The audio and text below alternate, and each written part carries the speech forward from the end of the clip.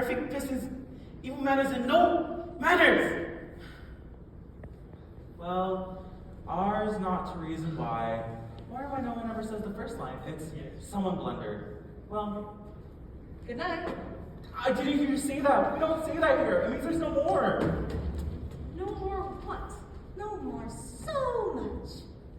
Don't let just manage to read Mrs. Savage. During the war, his plane was shot down into flames. He hasn't quite recovered yet. Is his face badly burned? Oh, not at all. Jeff bailed out, but he was the only one who lost his crew. His scar goes deeper than we can see. As you could have guessed by now, Miss Savage, Hannibal and I are the only ones actually free to leave. We don't say so in front of the others to save their pride. Oh, Miss Patty, I didn't mean you anyhow. I could just tear out my tongue. I'm sorry.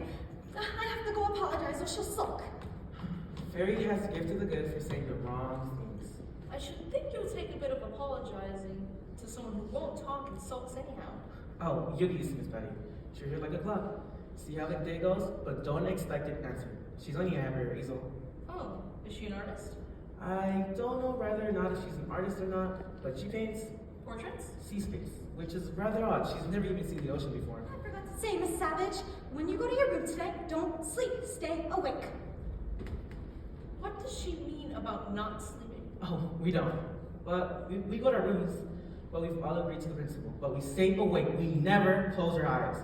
See, when today ends, today we're safe, and tomorrow may be filled with disaster. You won't ever catch us sleeping. Can anything be simpler? Not much. Today's the only certainty. Good to know. Hannibal, didn't you hear the buzzer? Why aren't you in your room? I am in spirit, and you know what everybody says? It's that spirit that counts. Remember, fight the night! Did they all come in here to meet you? Well, there was a Miss Patty and 4 others who have no business being here at their age. I quite agree. Do you think I belong here? Miss Savage, we're understaffed and I'm kept too busy to have any opinions. I'd like to know what they've told you about me. Was there anything to tell? Did they mention my memorial? Not to me. Then they probably told you that my husband's death affected my reason. That will be understandable. But untrue. Why? Weren't you happy with your husband? I married Jonathan when I was 16 years old. I loved him from the moment I met him until the moment he died. Do you know what that meant? I think so. Well, you don't, my dear. It meant that my only aim in life was to make him happy, to want what he wanted, to anticipate what would please him, and that meant that all the other things I ever wanted had to be forgotten. But surely you had no regrets.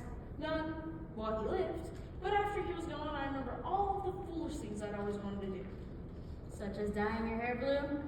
That, and studying French, and dancing ballet, and people.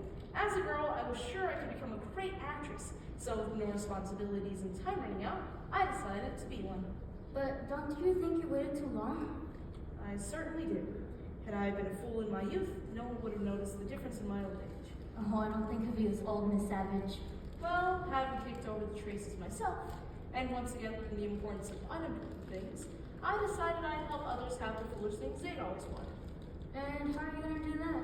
By establishing the Jonathan Savage Memorial Fund, a foundation for giving money away in memory of my husband.